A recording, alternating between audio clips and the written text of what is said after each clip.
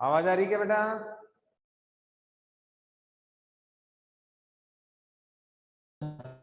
चेतना आवाज आ रही है? यस चेतन, सर। अभिनव आवाज आ रही है बेटा? यस सर आ रही है।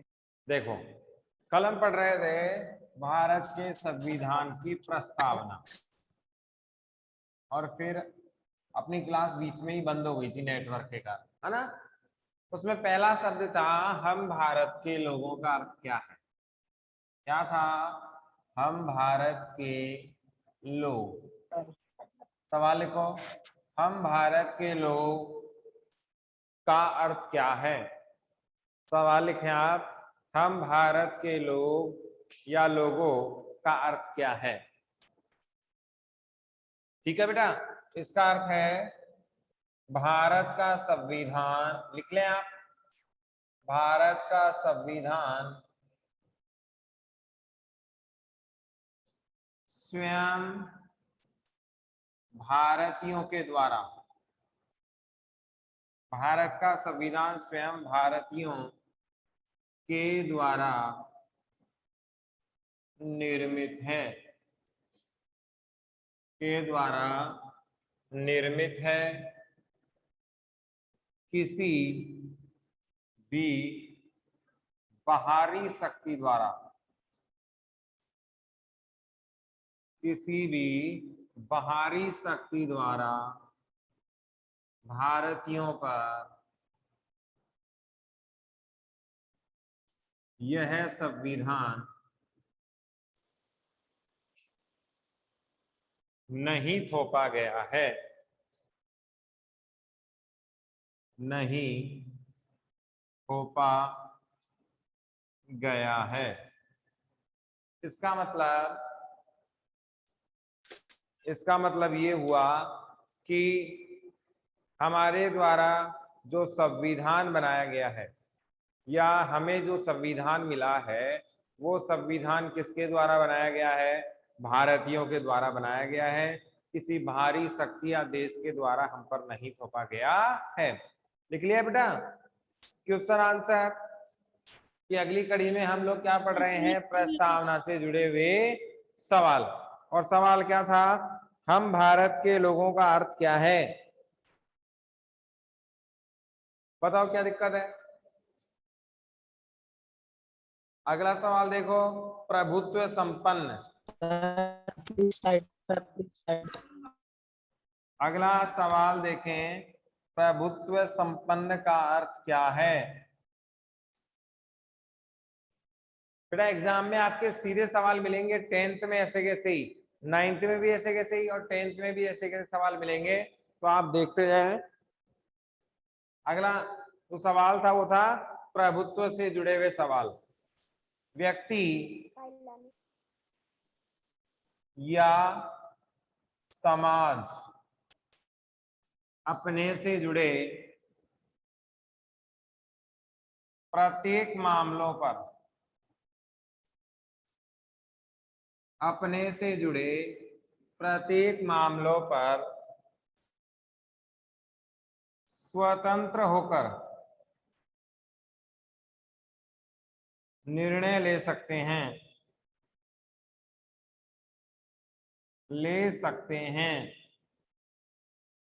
बिना किसी बाहरी दबाव के।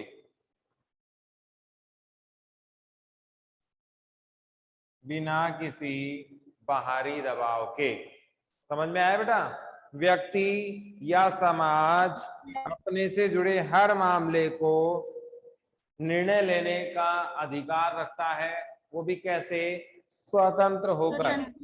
व्यक्ति या समाज अपने से जुड़े प्रत्येक मामले में स्वतंत्र होकर क्या ले सकता है? निर्णय ले सकता है, बिना किसी बाहरी दबाव के। क्या कहलाता है? प्रभुत्व संपन्न कहलाता है। लिख लो बेटा फटाफट। सर। अगला देखो,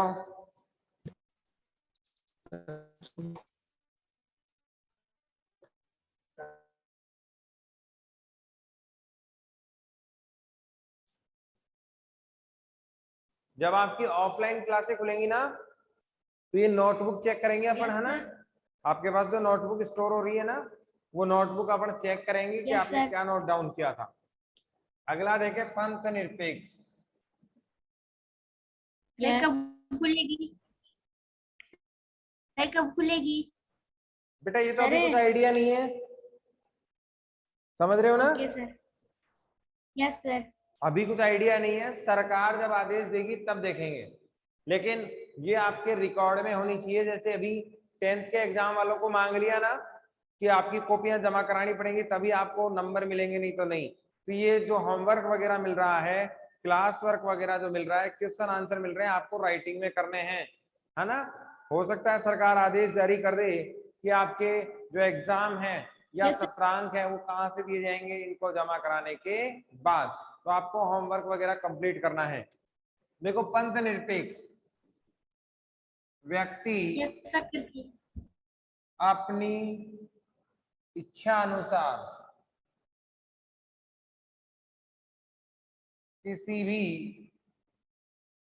धर्म को अपना सकता है, अर्थात राज्य का स्वयं का कोई धर्म नहीं होगा, कोई धर्म नहीं होगा। वह सर्वधर्म संभाव, सर्वधर्म संभाव, सर्वधर्म संभाव से सभी धर्मों को आगे बढ़ाने, सभी धर्मों को आगे बढ़ाने का प्रयास करेगा। अगली बात समझे बेटा, क्या है?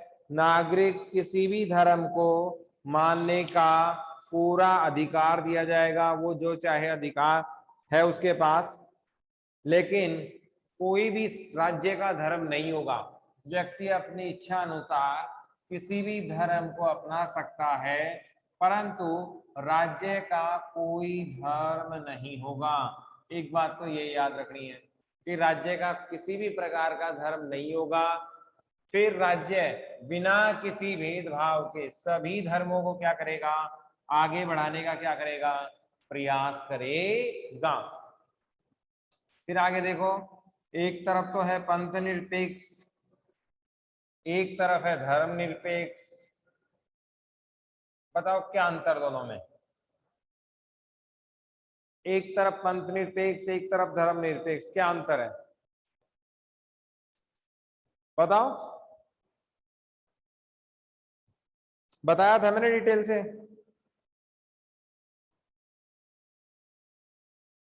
मनीषा, मानसी, नहीं? फिर बेटा क्या लिखा हुआ है बताओ, क्या पढ़ रहे हो आप ऐसे? अभी एक बच्ची कह रही थी सब कुछ लिखा हुआ है, हम लिख रहे हैं, फिर क्या फायदा बताओ? मैंने डिटेल से बताया था। पंथ निरपेक्ष कहाँ पाया जाता है? धर्म निरपेक्ष कहाँ पाया जाता है? क्या अंतर है? ऐसी व्यवस्था लिख लो, ऐसी व्यवस्था जिसमें किसी अल्पसंख्यक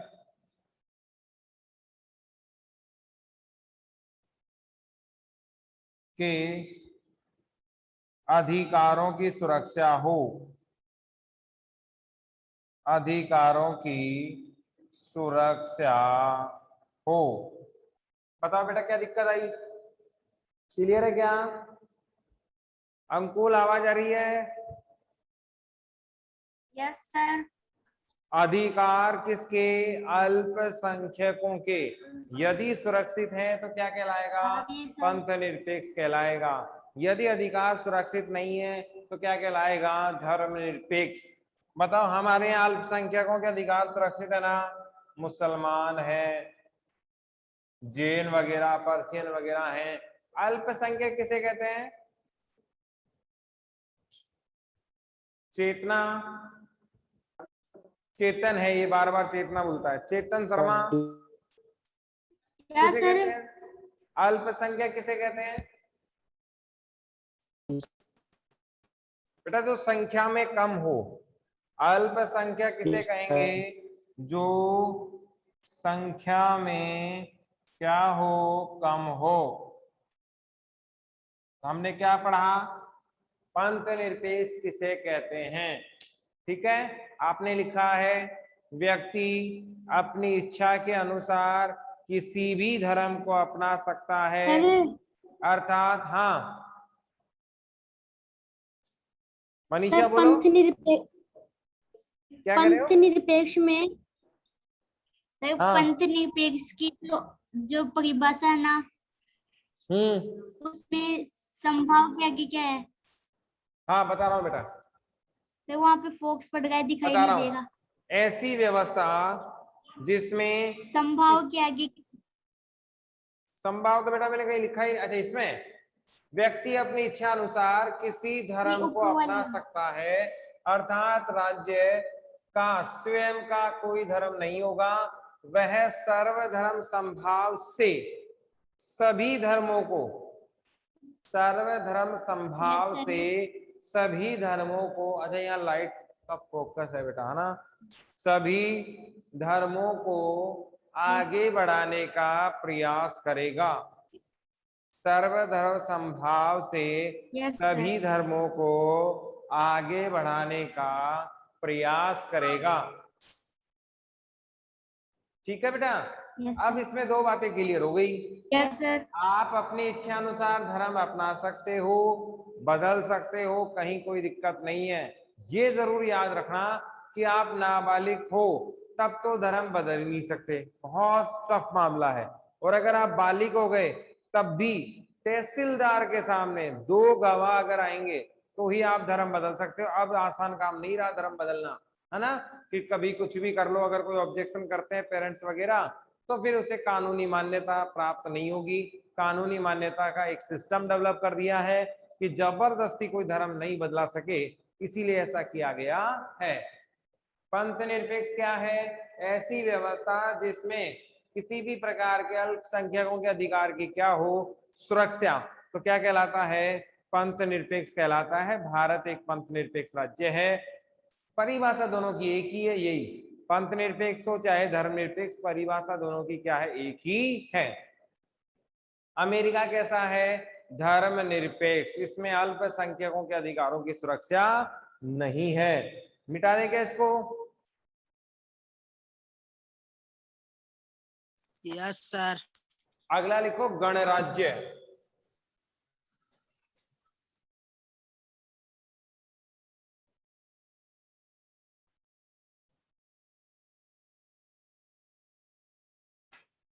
गणराज्य क्या होता है?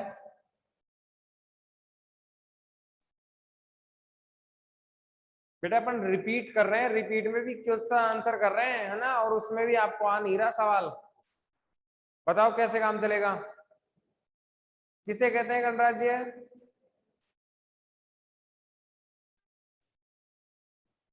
शासन का प्रमुख या प्रथम व्यक्ति, शासन का प्रमुख या प्रथम व्यक्ति चुनाव के माध्यम से, चुनाव के माध्यम से आए या निर्वाचित हो, या निर्वाचित हो, गणराज्य कहलाता है। ठीक है, क्या है? शासन का प्रमुख या प्रथम व्यक्ति चुनाव के माध्यम से आए, निर्वाचित हो, गणराज्य कहलाता है। वंशानुगत नहीं होना चाहिए, वंशानुगत नहीं हो, आगे आए, निर्वाचित हो, वंशानुगत नहीं। इधर देख लो, उधर तो दिखेगा नहीं। निर्वाचित हो, वंशानुगत नहीं, गणराज्य कहलाता है, गणराज्य कहलाता है। क्या प्रॉब्लम आई इसमें? समझ में आ गया बेटा? शासन का प्रमुख या प्रथम व्यक्ति चुनाव के माध्यम से आए, निर्वाचित हो, वंशानुगत नहीं हो, क्या कहलाता है? गणराज्य कहलाता है। गणराज्य कहलाता है।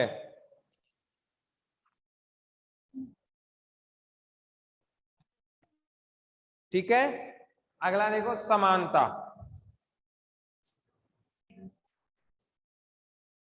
भारत गणराज्य है या नहीं?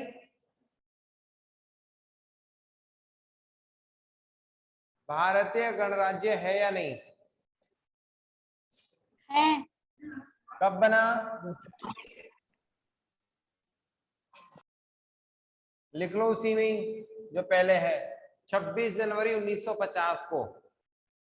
भारत गणराज्य कब बना? 26 जनवरी 1950 को। क्या बना? 26 जनवरी गणराज्य बना। 1900।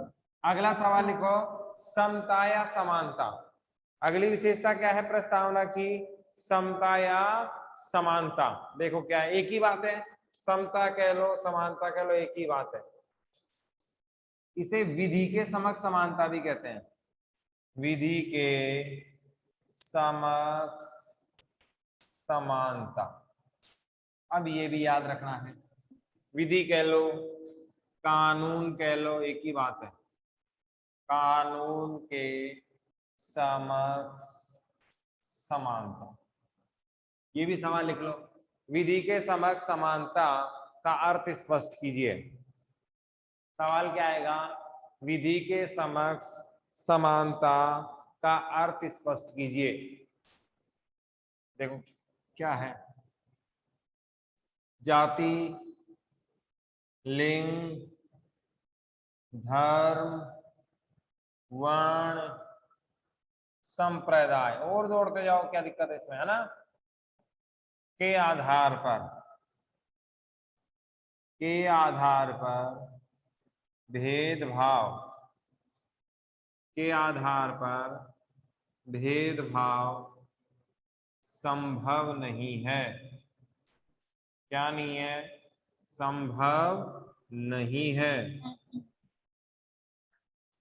ठीक है, जाति, लिंग, धर्म, वर्ण, संप्रदाय के आधार पर भेदभाव संभव नहीं है। अर्थात कानून के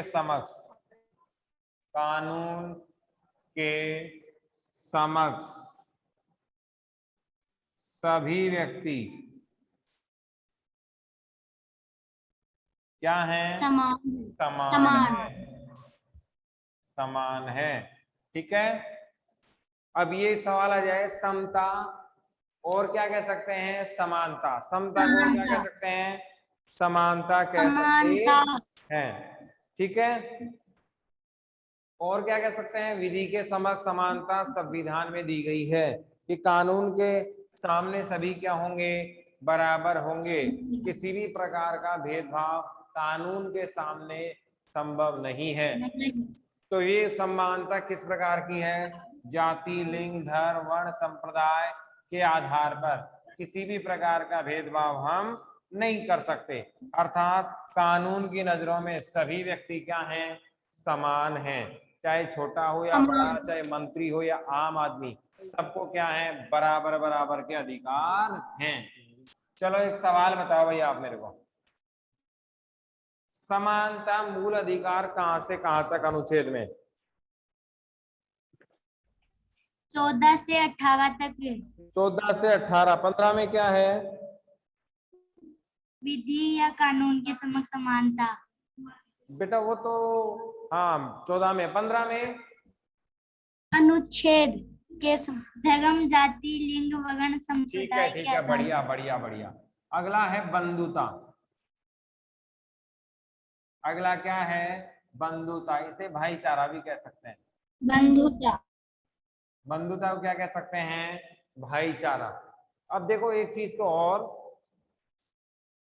तो पुराने भाई भारतीय पुराने भारतीय विचारधारा में, पुरानी भारतीय विचारधारा में क्या कहा गया है? वसुदेव कुटुंबकम। क्या कहा गया है? कुटुंबकम। यही कहा गया ना कि पूरा Yes, विश्व sir. क्या है? मेरा परिवार। इसका अर्थ क्या है?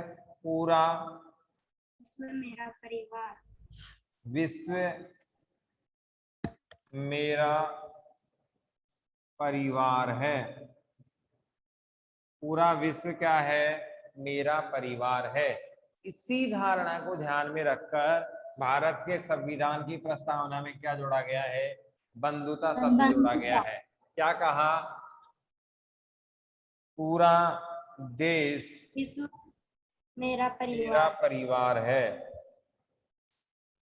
मेरा परिवार है। और इसमें मैं भाईचारा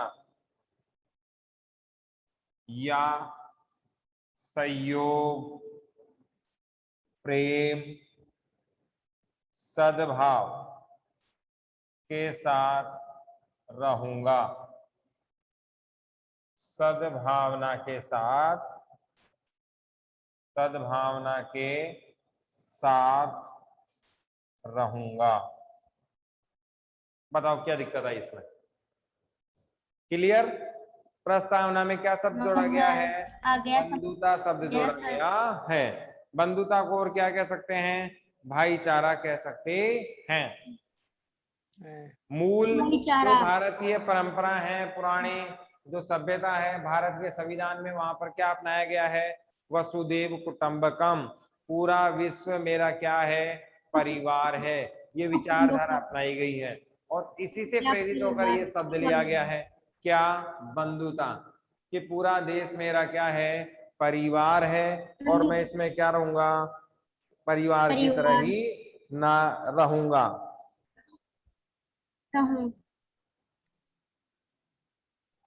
अगला है स्वतंत्रता। अगला क्या है? स्वतंत्रता।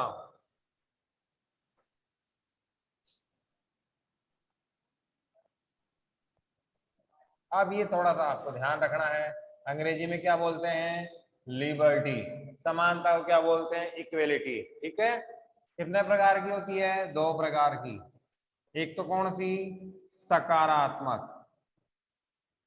एक कौन सी? नकारात्मक। ठीक है। ये कहां पाई जाती है? जंगल में। ये कहां पाई जाती है? समाज में। ये मैंने इसलिए बता दिया क्योंकि आगे भी ये डिटेल से आएगी। ठीक है बेटा। प्रस्तावना में क्या जोड़ा गया है? समानता, सॉरी स्वतंत्रता शब्द भी जोड़ा गया है। अब स्वतंत्रता को हम डिटेल से देख लेते हैं।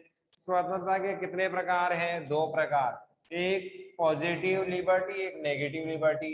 सकारात्मक क्या है? जिसमें बंधनों का अभाव होता है।